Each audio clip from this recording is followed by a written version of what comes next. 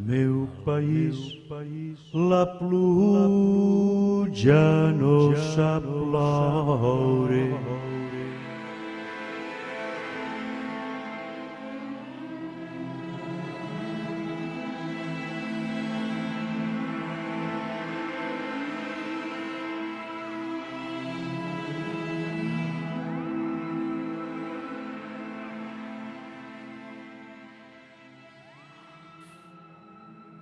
El pasado 29 de octubre, los pueblos del sur y del interior de la ciudad de Valencia vivieron una jornada que quedará en la memoria de todos.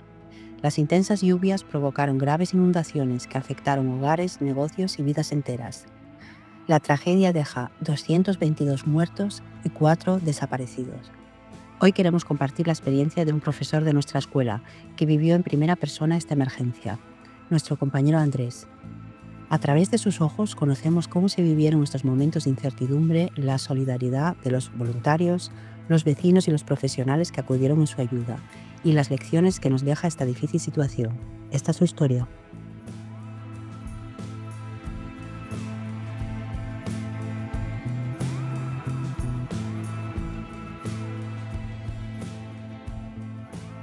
Buenos días a todos. Es el primer podcast del curso 2024 de Escuela Oficial de Idiomas y me llamo Oksana Markelova. Soy alumna de esta escuela y soy muy afortunada de poder participar en este podcast. El primer tema, por la soledad, será el catástrofe que pasó en otoño 2024. Y os presento a Andrés, que es el profesor de Escuela Oficial de Idioma y vivió esta catástrofe y vamos a saber qué tal, porque somos de Gandía y en general no sabemos nada, qué realmente pasó ahí. Hola, buenos días, Andrés. Hola, Oksana, ¿qué tal? Bien, bien. Tú vives en Catarroja, en la zona afectada por Dana, y nos gustaría saber cómo empezó todo. Bueno, ¿Cómo es la zona? antes que nada, pues quería contar un poco cómo es, digamos, geográficamente o poblacionalmente la zona, ¿no? Es una zona muy extensa, sobre todo muy poblada, porque son muchos pueblos que están juntos, muchas localidades, Catarroja, Massanassa, Benetússer, Sedaví, Alfafar, Picaña, Paiporta, todo eso están pegados. En la mayoría de los pueblos, la diferencia o la separación que hay entre un pueblo y otro es una calle, ¿no? Albal y Catarroja están separados por una calle, es decir, ni siquiera eso. Tú vas por la carretera y hay una placa que pone que es Albal, pero hay continuidad en los edificios, es decir, es la misma calle, la calle cambia de nombre y está todo junto. Entre Massanassa y Catarroja está el Barranco del Pollo, el famoso, que tiene pues más o menos, tendrá 40-50 metros de amplitud, y eso lo que nos separa es un barranco de 50 metros. Y luego pues Benetússer y Alfafar y Sedaví, Massanassa, todo eso es una bola de población. Podría ser toda la misma localidad. Y sería, estamos hablando, pues no sé, en la zona afectada directamente del Horta Sud de mi zona, yo calculo que habrá pues unas 200.000 personas afectadas, ¿no? La magnitud es enorme. ¿Cuánta gente vive en Gandía? En Gandía vive unos 800.000 personas. 80.000. 80.000, perdón. Bueno, Sí, perdón. pues la zona afectada directamente que conozco yo, pues más o menos sería pues 3 veces Gandía, ¿no? 3 veces Gandía, la zona del Horta. Luego la zona de las riberas aparte, que son un montón de localidades también. Entonces, ¿qué estabas haciendo tú el día 29 de octubre, cuando pasó todo? Pues el día 29 estuve preparando pues una clase, mis clases del día siguiente, hasta las 6:30. Y nada, pues yo a las 7 tenía gimnasio, ¿no? Iba a ir al gimnasio, entonces estaba preparándome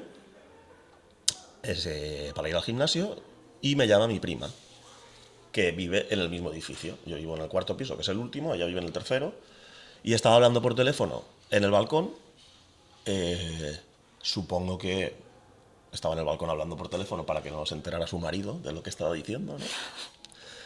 No, es broma. Pero bueno, me llama y me dice que está en el balcón y que ha visto el barranco desbordarse porque es que vivimos a 30, 40 metros. Y que saque el coche. Me dice que saque el coche. Se ha desbordado el barranco, saca el coche.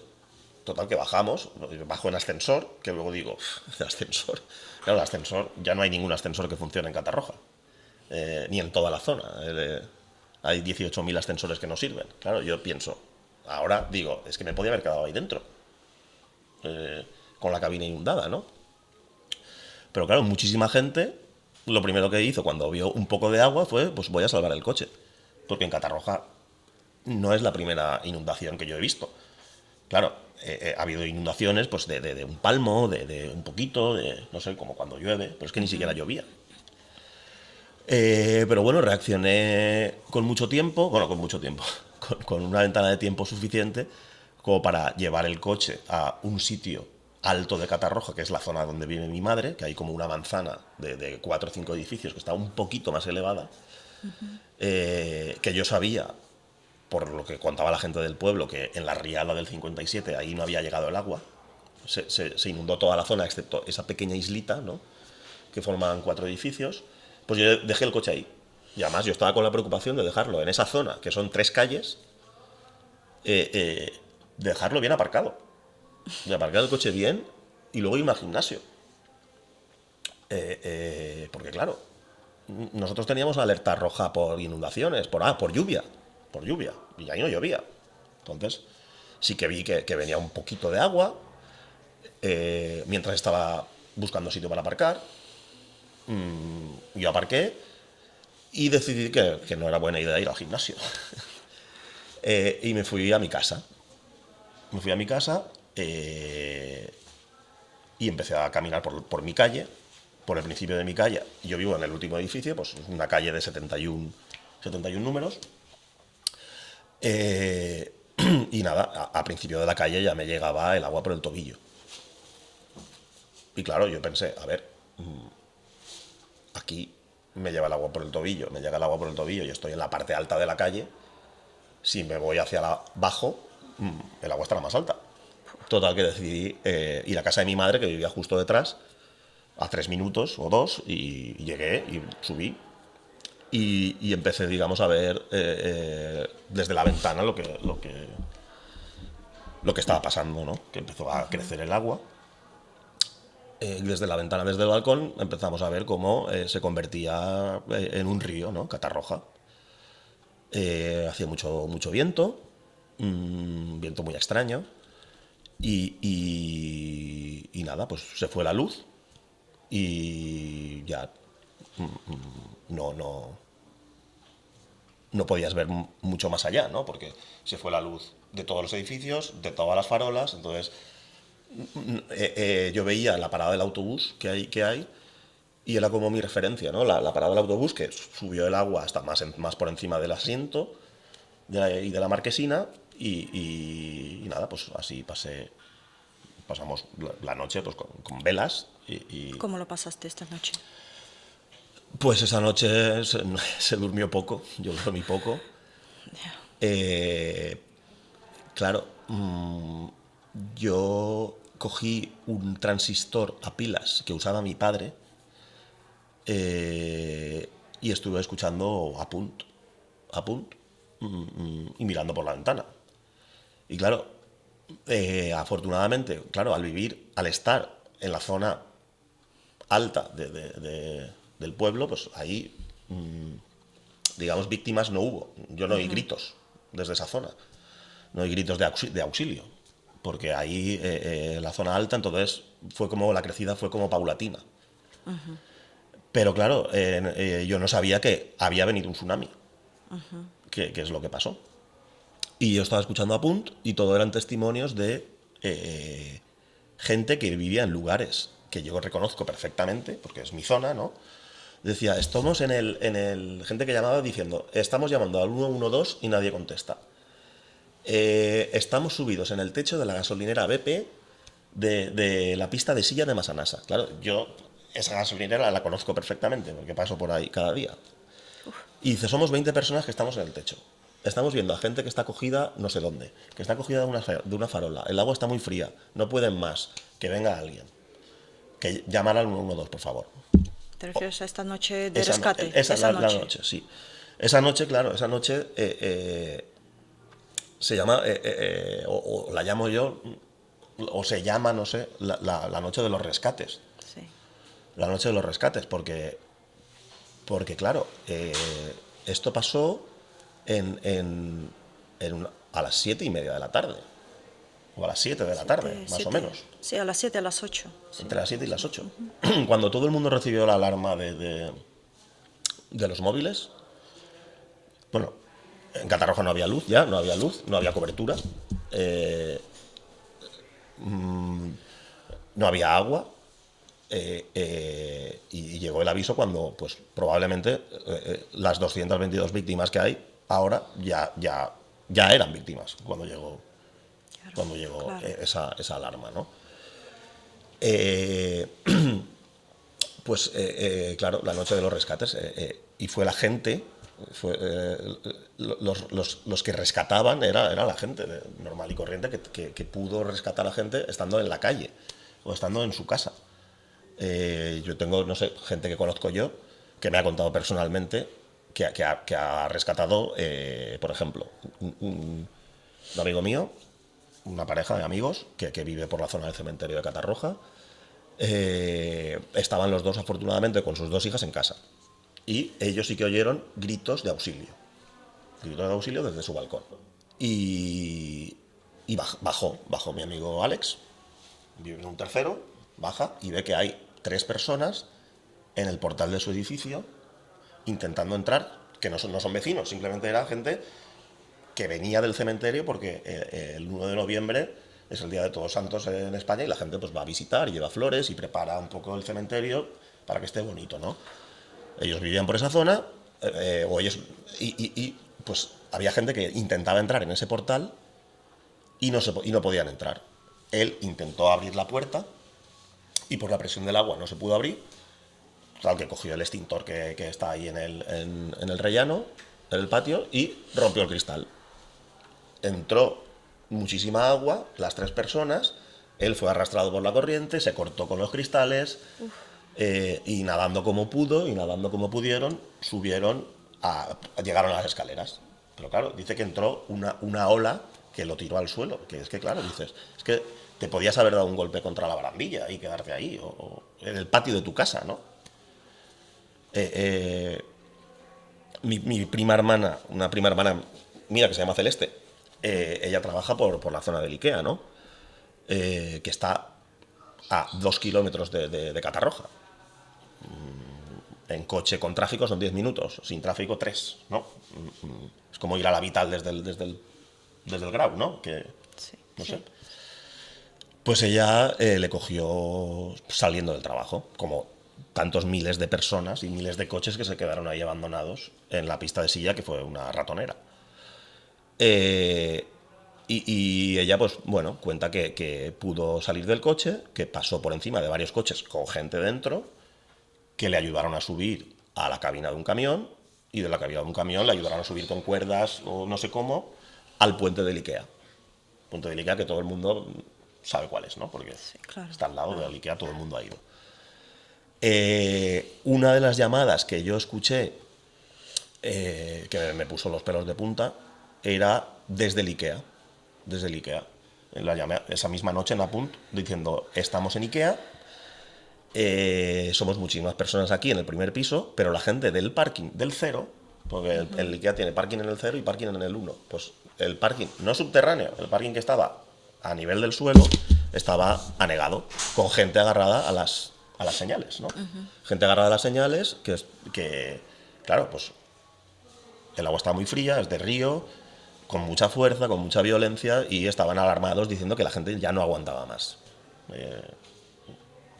Supongo que ahí también alguien se soltaría, ¿no? No todos pudieron. No todos pudieron ponerse a salvo. Otro, el el caso más espectacular me lo contó cuando estaba limpiando una casa, la casa de mi tía. Estaba con mi primo y el mejor amigo de mi primo. Ese es el caso de rescate más espectacular y más impactante, ¿no? que conozco. Bueno, él vive en un edificio muy grande de la avenida de la Rambleta en Catarroja, que claro, se llama avenida de la Rambleta, es una antigua rambla del río, por ahí eso siempre se inunda cuando llueve mucho en Catarroja, pero se inunda un palmo, ¿no? Está muy cerca del barranco, está conectado, si no hubiera edificios pues sería como una ramificación más del barranco, y por ahí el agua corrió con muchísima violencia.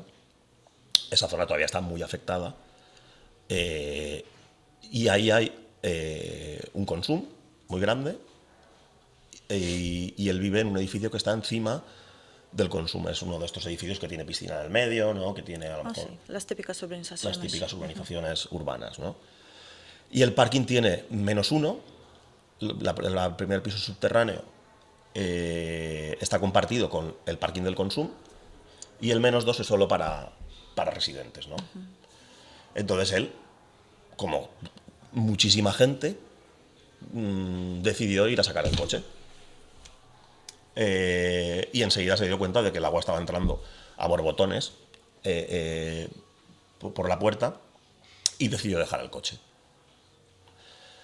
Él cuenta que había una chica, una vecina, que estaba empeñada en sacar el coche. Y decía que ella necesitaba el coche porque era su modo de subsistencia y que necesitaba salvar el coche. Y no quiso salir. Entonces lo último que él sabe es que el coche de esta mujer, con la mujer dentro, empezó a flotar y se fue rampa hacia abajo. Y no sabemos cómo acabó. Se fue la luz y él subió al cuarto piso, que es donde vive, se puso un frontal y bajó. Y bajó a rescatar a gente. Por las escaleras, lógicamente. Entonces bajó las escaleras que dan al parking, abrió la puerta y eso ya estaba prácticamente, el agua llegaba a, no sé, a mitad de puerta o más, y empezó a ayudar a sacar a la gente, sacó a 6 o 7 y me decía que cada 20 segundos tenía que subir un escalón. Cada 20 segundos un escalón. Y así logró sacar a 6 o 7.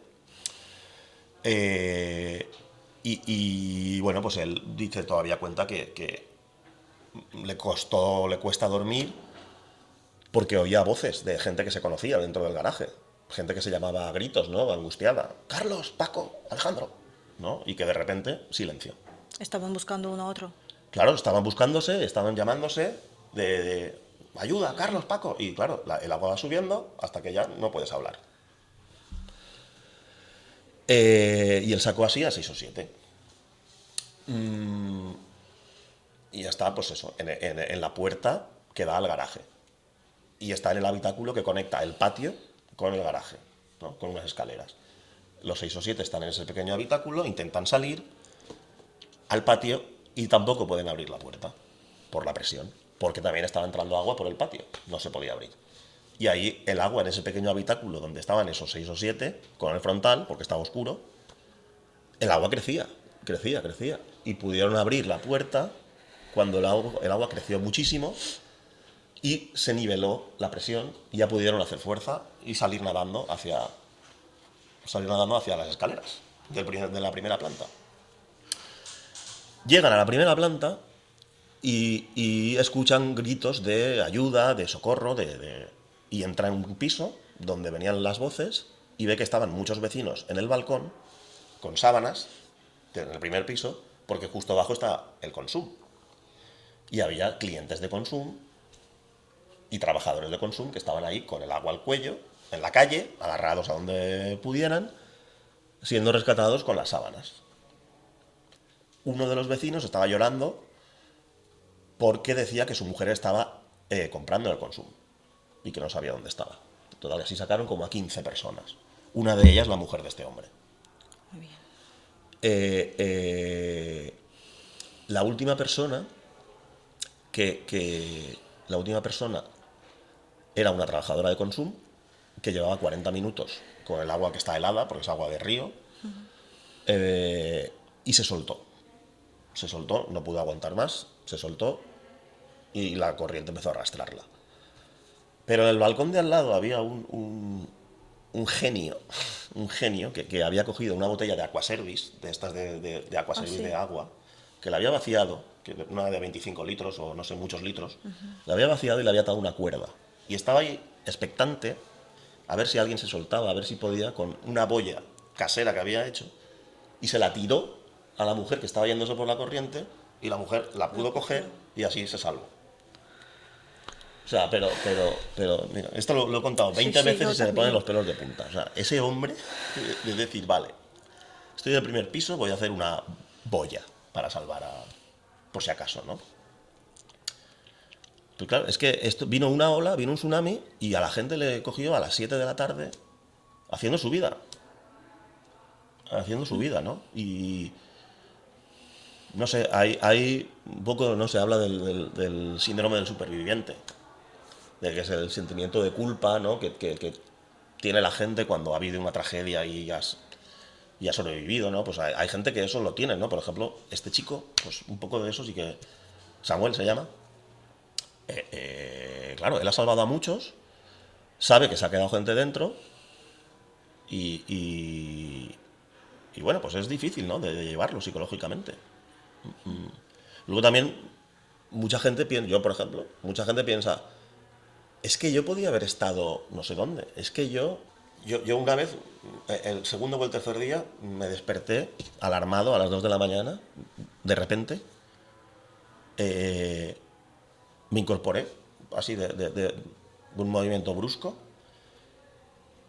pensando, menos mal que yo no estaba corriendo, porque bueno, a mí me gusta correr, tenía que haber corrido la media maratón 2 días antes, pero tenía una lesión en un músculo de la pierna, tenía periostitis, se llama, que me impidió participar en la media maratón. Y me impidió estar entrenando un martes a las 7, que es cuando yo me pongo a correr, y me voy pues por el puerto de Catarroja, por el polígono, no sé, por Paiporta, pues ahí, por esa zona. Si hubiera estado sano, probablemente me hubiera cogido corriendo. Porque sí, había aviso de lluvia. Pero yo, claro, cuando hay aviso de lluvia, yo no me voy muy lejos, yo vivo cerca del polígono, doy vueltas por el polígono y si empieza a llover me voy a mi casa. Pero claro, si hubiera estado dando vueltas por el polígono, hubiera venido un tsunami y no hubiera podido volver a casa. Porque el paso, hay varios pasos. Uno, el paso de peatones, que es el que yo uso, todavía no está practicable, no se puede pasar. Y el paso de coches el paso de coche subterráneo de la vía, que conecta con el polígono, quedó totalmente anegado de agua, lleno de cañas y lleno de coches. Y así estuvo semanas. ¿Y al día siguiente qué hiciste?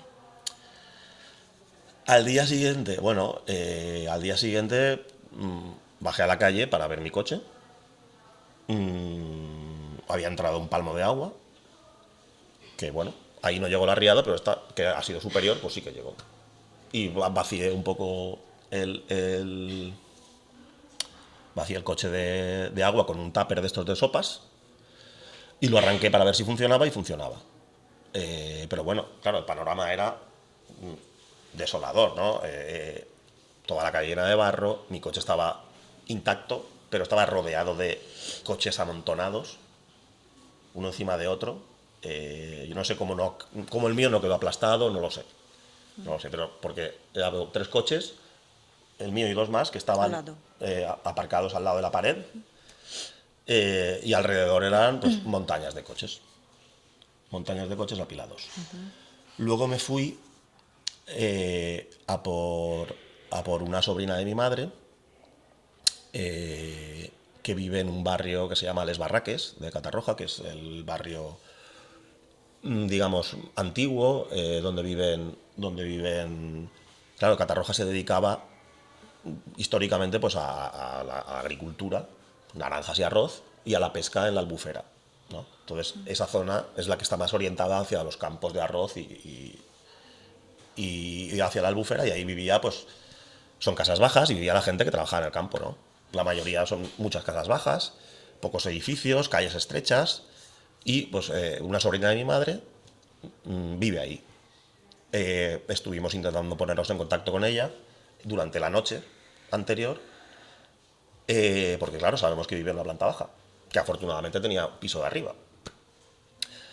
Y a las 8:30 o así, o antes, se fue la cobertura y la última noticia que teníamos es que se había tenido que subir al piso de arriba porque el piso de abajo estaba inundado. Y para que veáis cómo fue el tsunami en esa zona. Ella cuenta que estaba en la calle, que oyó voces de los vecinos, estaba en su casa, oyó voces de los vecinos, salió, que viene agua, que viene agua. Y entra en casa, no veía agua todavía, entra en casa, va a buscar toallas para ponerlas en la rendija de abajo para que no entre agua, y cuando las está colocando, empieza a notar que se moja la espalda porque le está entrando agua por las rendijas laterales de la puerta. Y ve que empieza por la ventana que le da al salón, que le da a la calle, también empieza a entrar agua por las rendijas de la calle, y eso está a 1,5 metros. O a 1 metro, la ventana. Total, que ella es maestra, pues coge el ordenador y coge 2 cosas y se sube arriba. Y cuando está subiendo, oye, ¡cloc!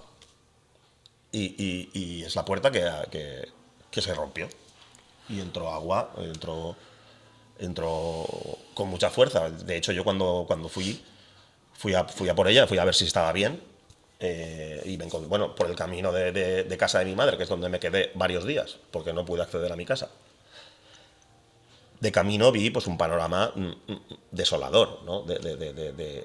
Pues autobuses, es la carretera principal, 2 autobuses que conectan al Balcón Valencia, que estaban ahí, y ahí se pasó la noche gente.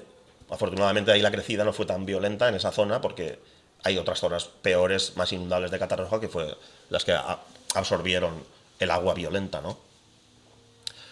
Pero bueno, gente, los autobuses llenos de barro, la gente pues pasó ahí la noche. Todas las calles que van de oeste a este en Catarroja, que son que vienen desde el barranco hacia la Albufera, estaban llenas de cañas y llenas de montañas de coches. Todas esas calles que buscan el mar, buscan la Albufera para desaguar ahí, arrastraron un montón de coches y estaban pues en montañas, bolas de coches, como se han visto en las imágenes. Pero claro, lo que impresiona es la magnitud, ¿no? Porque tú puedes ver la foto de una calle y dices, bueno, vale, el resto estará normal. No, el resto está igual.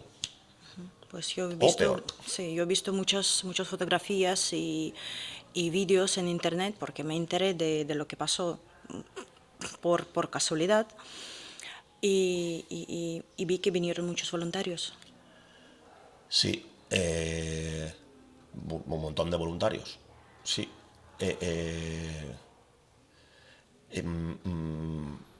Primer día no, a partir del segundo o del tercer día y sobre todo el fin de semana vinieron muchísimos voluntarios, sí. Sí, de hecho, yo recuerdo que, bueno, mi hermano, que vive en Almería, vino el día 1. Vino el día 1 de noviembre, que tenía fiesta, y trajo, bueno, pues agua, comida, en fin. Pero yo ahí, y al día siguiente vinieron unos amigos suyos, que son 2 hermanos, que tienen un patrol, trajeron los patrol hasta arriba de material, y yo ya me acuerdo que yo ya les llamé y les dije que no trajeran comida ni bebida, porque ya teníamos de sobra. De los voluntarios, claro, de la gente, ¿no? Que todo eso de gente que trajo, no de las autoridades, todo eso lo trajo la gente a pie y en bici, desde Valencia. Y bueno, aún así, yo les dije que aquí lo que hacía falta era material para desescombrar y para quitar fango, ¿no? Porque claro, a ti te viene un tsunami, se va y deja como 1 metro de barro por todas las zonas, o 1 palmo de barro si tienes suerte, y tú tienes tu mocho, tu recogedor y tu escoba y ya. Y con eso te apañas. Entonces yo les dije que trajeran palas, rastrillos, que comida no hacía falta. Y bueno, trajeron también comida y agua.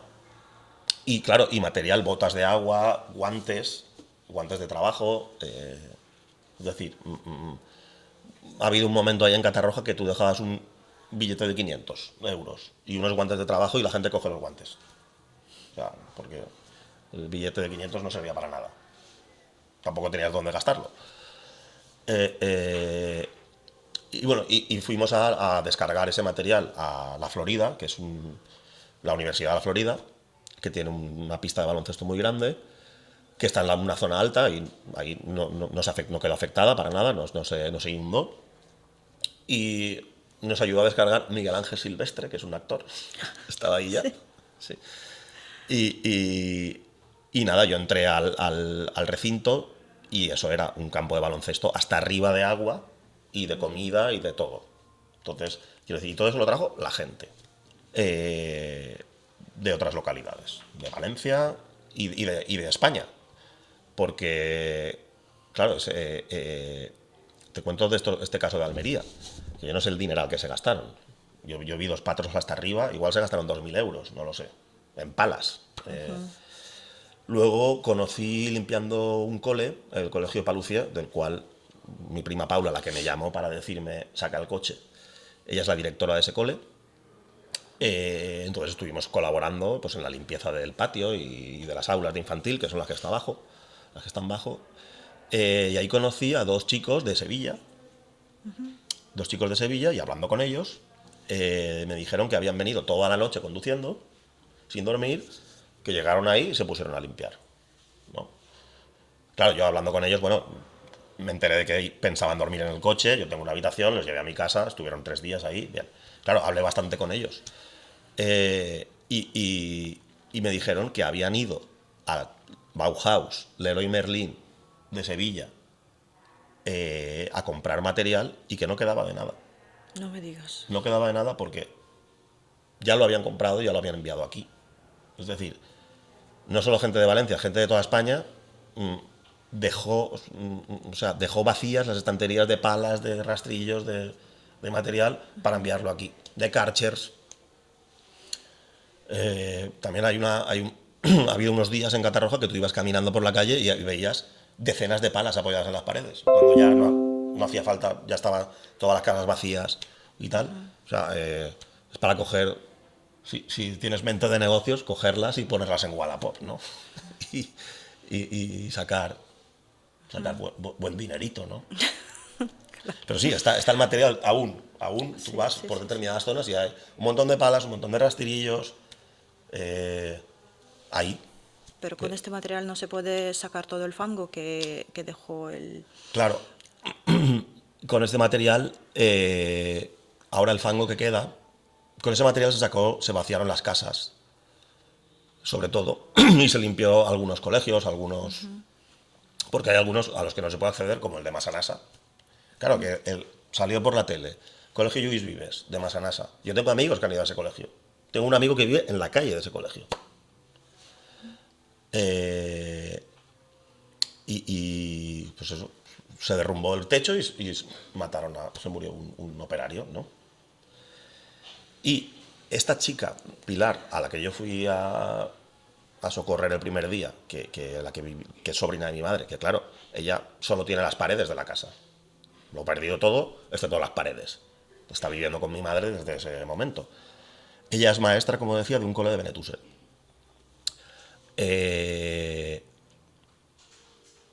Desde la inspección educativa les estaban presionando, estaban diciendo, según cuenta ella, que tenían que empezar la clase el día 25, lunes. Es decir, estamos a 29 hoy, cuando se graba esto.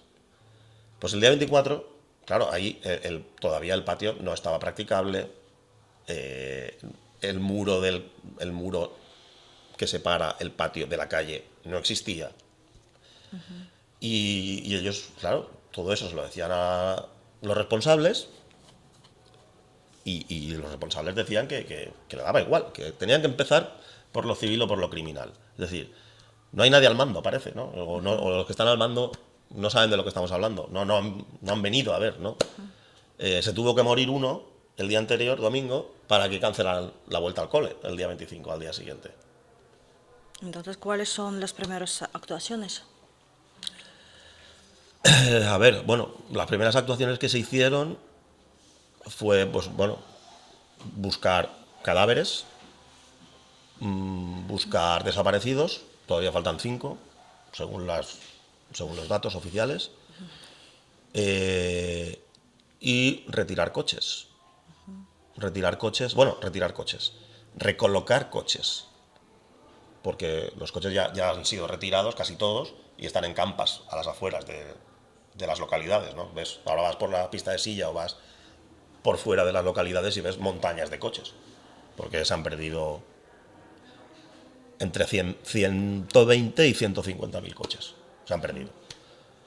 La primera actuación fue colocar los coches que estaban de cualquier forma, unos encima de otros, haciendo una montaña, colocarlos más o menos ordenadamente en las calles, coches que estaban destruidos totalmente, para poder transitar, para que pudieran entrar camiones y ayuda, ¿no? Motorizada, porque la gente vino a pie. Una vez retirados o apartados los coches, la gente empezó a sacar de las plantas bajas y de los comercios a la calle todo lo que estaba podrido y el barro. Y hubo unos días en los que tú caminabas por Catarroja y por los demás pueblos y el medio de la calle era como una montaña de enseres y de electrodomésticos y de sofás y de mesas y de sillas llenas de barro acumuladas en el medio de la calle, y tú podías transitar por las aceras, digamos, pero en el medio de la calle había montañas de escombros. Una vez todo eso fue retirado, claro, para retirar eso necesitas maquinaria. Los voluntarios fueron muy útiles para asistir con comida, medicamentos, agua los primeros días, y para limpiar el interior de las casas. Pero claro, cuando ya tienes que mover toneladas de coches y toneladas de escombros, necesitas máquinas. Entonces, ¿cómo desmontasteis los coches?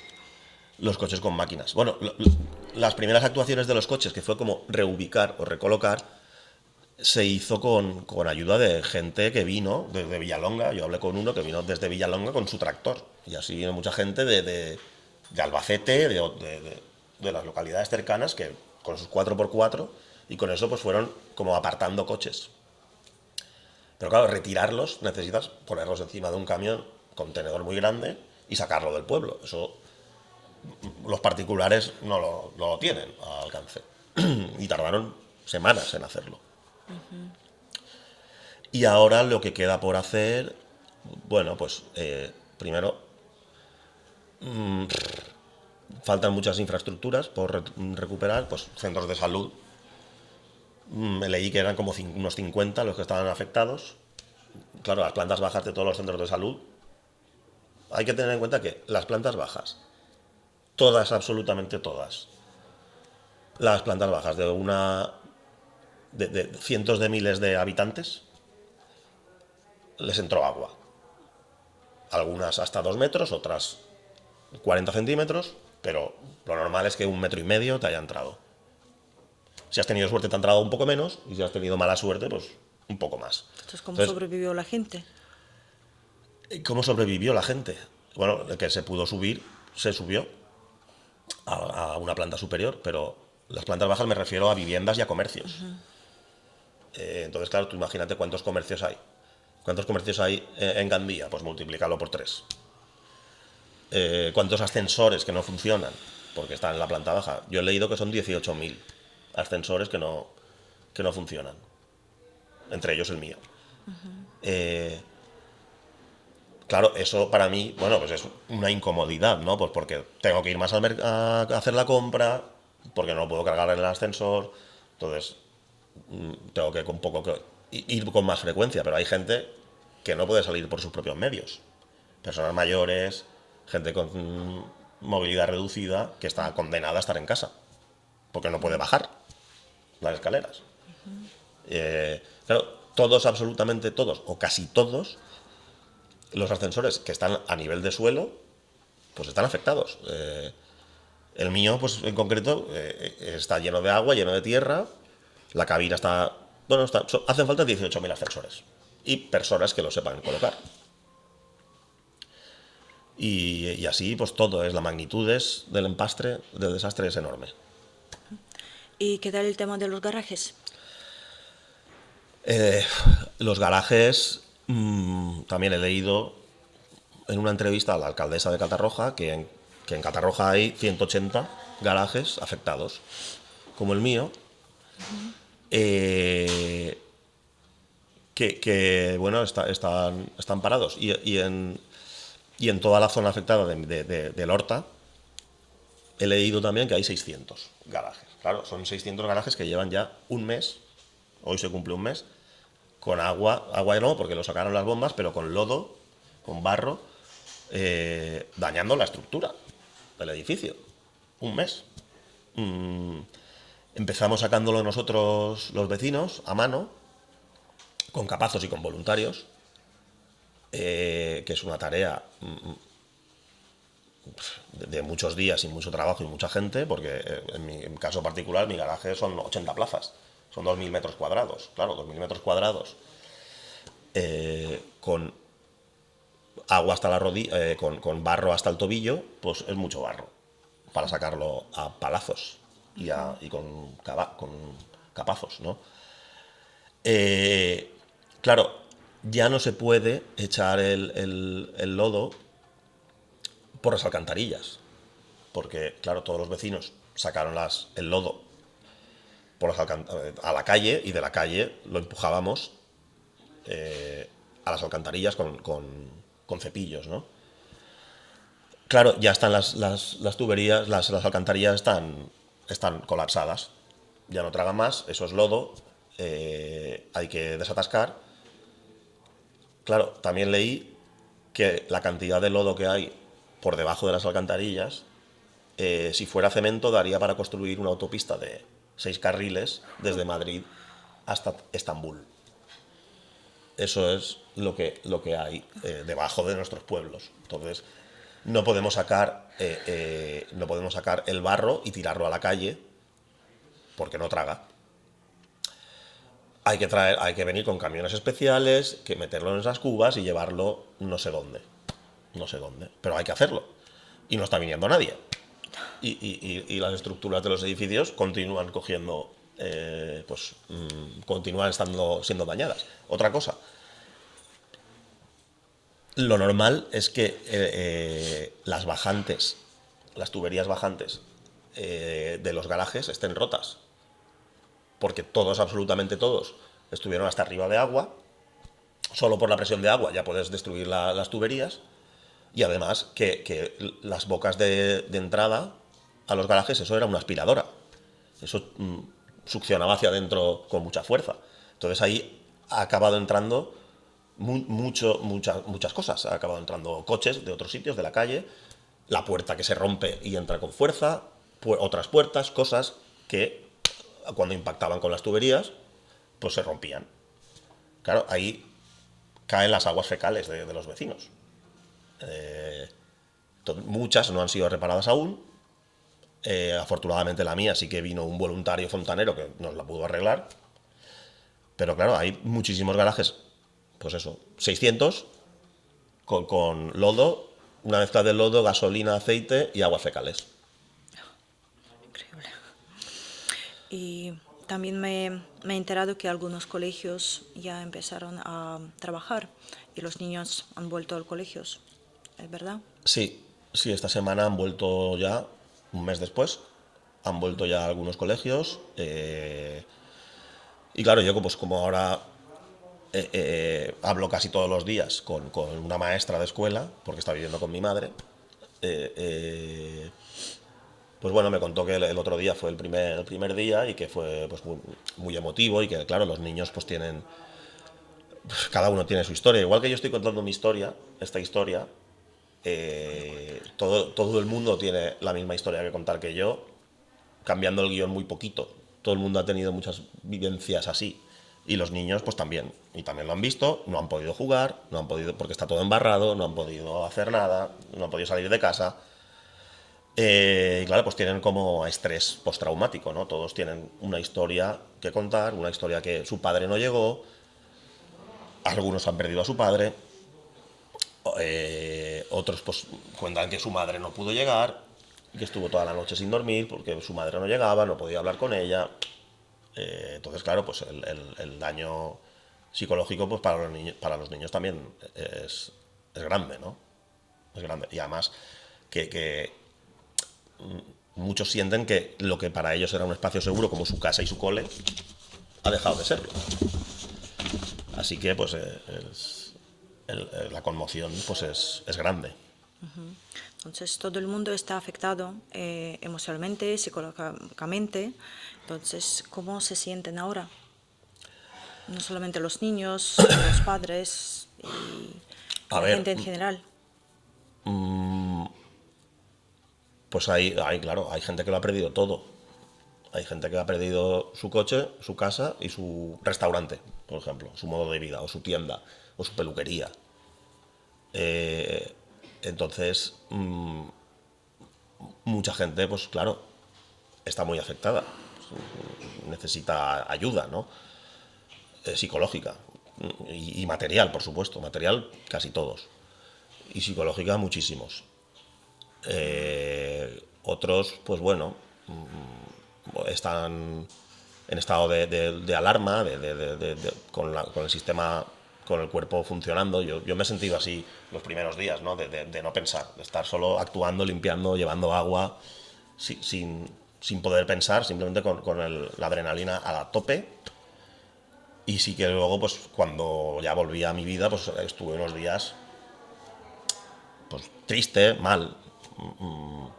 Claro, es normal. Al principio, o sea, a mí me entraron ganas de llorar 2 semanas después.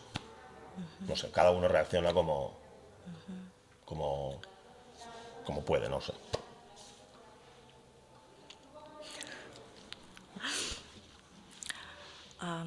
¿Qué crees que hay que hacer para que esto no vuelva a pasar? A ver,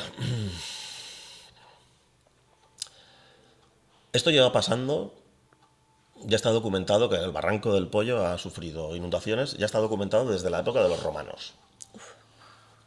Entonces, claro, eso es una zona inundable. Es una zona inundable. Cabanilles, el botánico, también tiene, que era de la Safor, ¿no? El botánico Cabanilles, ¿no? Bueno. Él también tiene un escrito diciendo que el Barranco del Pollo, cuando en Chiva llueve mucho y por esa zona llueve mucho, pues causa muerte y destrucción, ¿no? Lo tiene escrito en un texto del 1780 más o menos. Claro, eso se sabe. Se sabe que cada 50, 60 años la riada famosa, lo que se llamaba la Gran Riada de Valencia, que es del año 57, que ahora ya no es la Gran Riada, porque la Gran Riada es esta. Esta ha sido Estamos peor. cambiando. Claro, se sabe que un par de veces al siglo va a pasar. Claro, los daños materiales, bueno, se pueden solucionar encauzando, limpiando los cauces o haciendo nuevos cauces, como el río Turia, el nuevo cauce del río Turia que ha salvado a Valencia. Esa infraestructura salvó, Valencia está intacta, la ciudad. Pues una infraestructura similar y sobre todo que el sistema no dependa de la reacción o de si un político u otro está disponible o no en ese momento. Porque si hay técnicos que están viendo que se está desbordando un barranco a 100 kilómetros de Valencia y que está lloviendo muchísimo, no podemos esperar que haya una burocracia y que esté un funcionario de turno pendiente de si llega o si lee el mensaje o no lo lee para reaccionar. Ese protocolo tiene que cambiar. Si hubiera llegado el mensaje que llegó a todo el mundo 3 horas antes, la destroza económica sería la misma. Sería exactamente la misma. Pero no habría habido 200 y pico muertos, que es lo que hay, con desaparecidos. Así que, bueno, que el sistema o el protocolo de reacción ante cosas así no dependa de un trámite burocrático. o de que se entere de que si el presidente estaba o no estaba. No podemos depender de la reacción de una persona. El sistema tiene que estar montado de otra forma para que sea automático. No lo sé, hay un protocolo en los implantes en España que en 24 horas, si aparece un donante idóneo en Orense, a las 24 horas ya está el órgano que le sirve a uno de Murcia, ya está en el cuerpo del de Murcia. Lo han extraído, lo han llevado a Murcia y se lo han implantado en 24 horas. Hay un protocolo que funciona muy bien.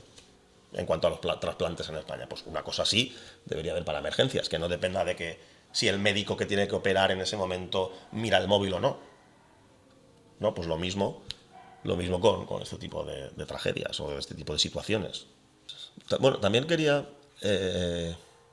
una cosa que quería decir antes, que con los voluntarios y con la solidaridad que ha habido en España, en general, también ha servido para unirnos, ¿no?, los vecinos.